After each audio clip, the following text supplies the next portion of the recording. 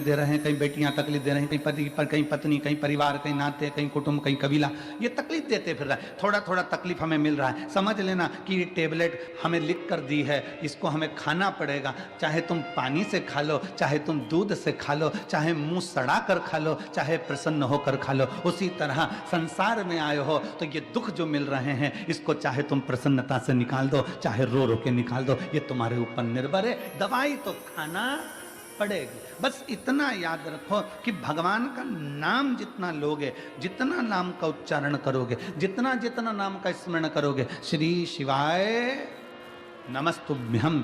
दुनिया के लोगों ने पूछा आखिर इस मंत्र में ऐसा क्या है, इस मंत्र में क्या है ऐसा, तो जप कर देखिए। जब से दुनिया के लोगों ने श्री शिवाय नमस्तुभ्यम जपना प्रारंभ करा, कोरोना महामारी के बाद जब भगवान शंकर के नाम का उच्चारण करना प्रारंभ करा, उसके बाद मनुष्य की दशा और मनुष्य की दिशा दोनों सुधरना प्रारंभ हो गई। मनुष्य का जीवन संवरना प्रारंभ हो गया,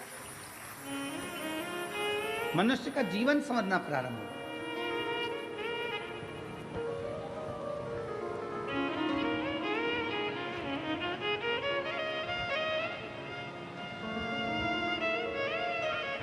भगवान का नाम लेने से क्या होता है, तो कहा स्मरण होता है। स्मरण, नाम का स्मरण होगा तो हृदय में रमण होगा। हृदय में रमण होगा जब हमारे हृदय में भगवान के नाम का रमण होना प्रारंभ हो जाएगा। नाम का स्मरण हुआ, स्मरण से रमण हुआ, और रमण होना जब हृदय में प्रारंभ हो गया तो समझ लो दुख का मरण हो जाएगा, फिर दुख समाप्त हो गया।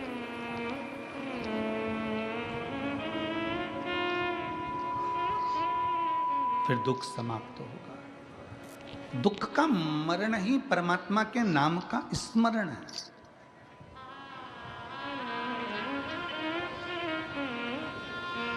श्री शिवाय नमस्तुभ्यं, श्री शिवाय नमस्तुभ्यं, श्री शिवाय नमस्तुभ्यं, श्री शिवाय नमस्तुभ्यं, श्री शिवाय नमस्तुभ्यं,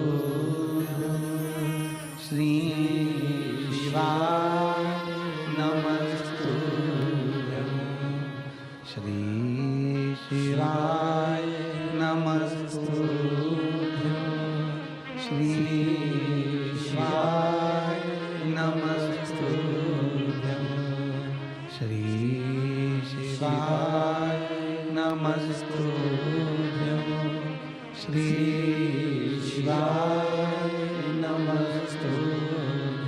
आप उसको भजेंगे, जपेंगे, स्मरण करेंगे, दुख कटेगा।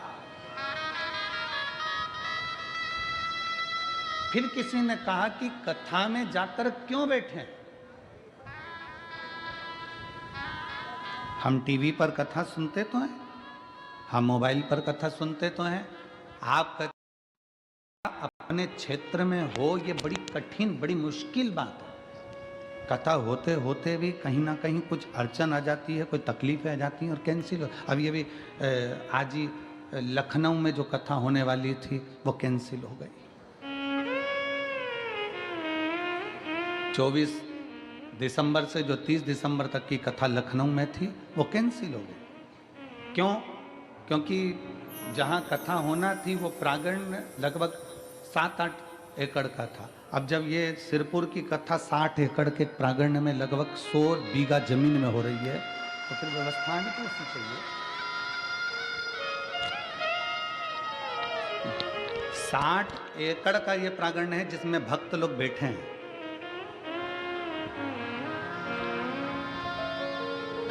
सौ बीघा जमीन के अंदर अंदर ये पूरी व्यवस्था करी गई।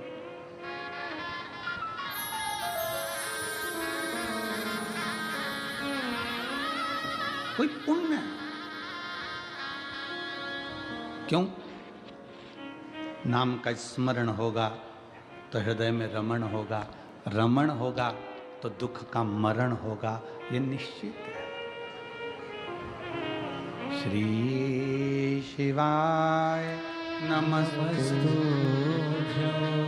श्री शिवाय नमस्तुभ्यं श्री शिवाय नमस्तुभ्यं श्री शिवाय नमस्तुभ्यं श्री शिवाय नमस्तुभ्यं श्री शिवाय नमस्तुभ्यं श्री शिवाय नमस्तुभ्यं श्री शिवाय नमस्तुभ्यं। फिर किसी ने पूछा कि गुरुजी पंडाल में बैठ के कथा क्यों सुने?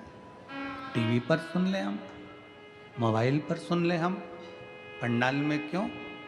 तो याद करो 3.5 करोड़ रोम छिद्र, यह मनुष्य के शरीर में 3.5 करोड़ रोम छिद्र हैं इस मनुष्य के शरीर में।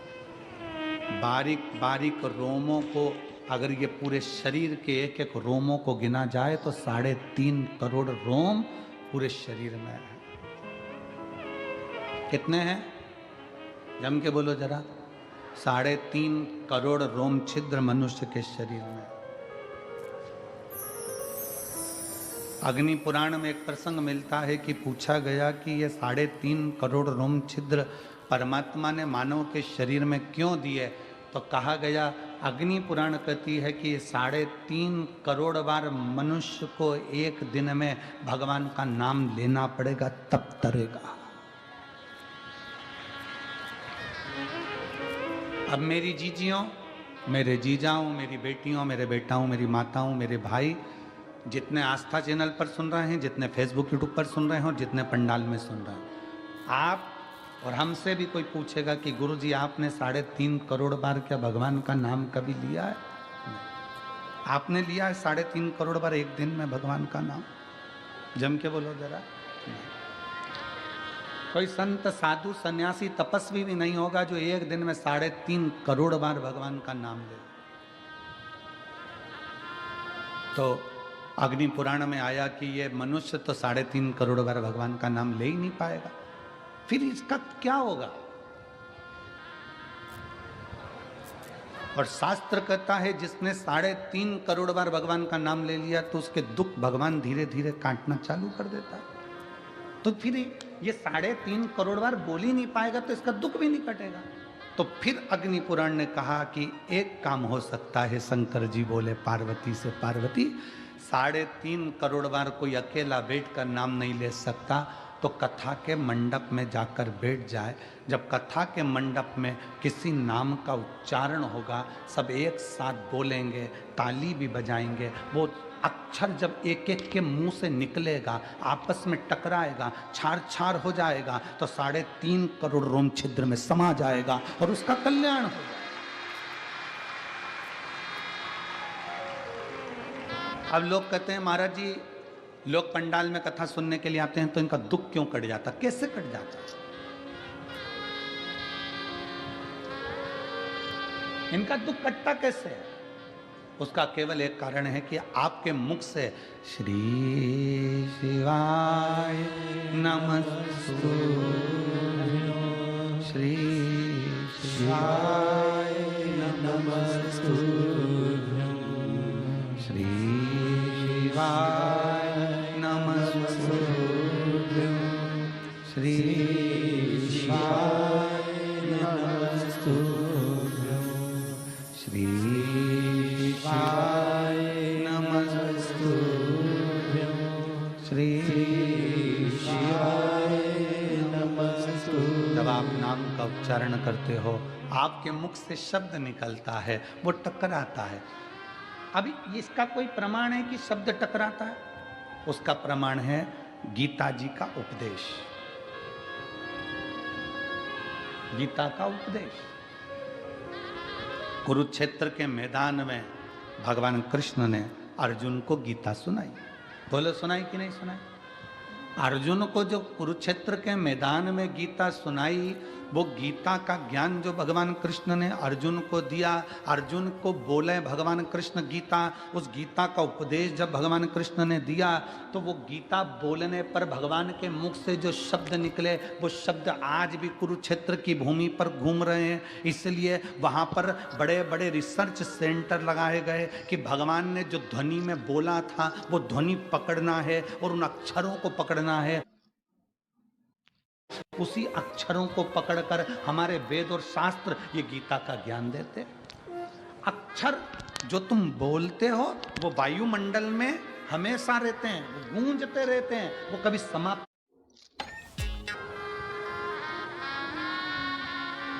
हमारे द्वारा आपके द्वारा बोले गए अक्षर, हमारे द्वारा आपके द्वारा बोले गए शब्द कभी समाप्त नहीं होते, वो घूम के हमारे पास आते हैं। आप किसी को बंद कमरे में एक ताला लगाओ, एक कमरा बंद करो, 2 कमरा बंद करो, 3 कमरा बंद करो, 4 कमरे बंद करके अकेले कमरे के अंदर आप किसी कर देखो, जिसकी निंदा करिए उस तक वो बात पहुंच ही जाती है। अब लोग कहेंगे हमने तो अकेले में की थी, ये बात उसके तक पहुंच कैसे गई? क्योंकि हमारे शरीर की वाइब्रेशन, हमारे शरीर की तरंगे हमारी बात को ले जाकर वहां तक छोड़ देती है जिसके लिए हमने कहा है।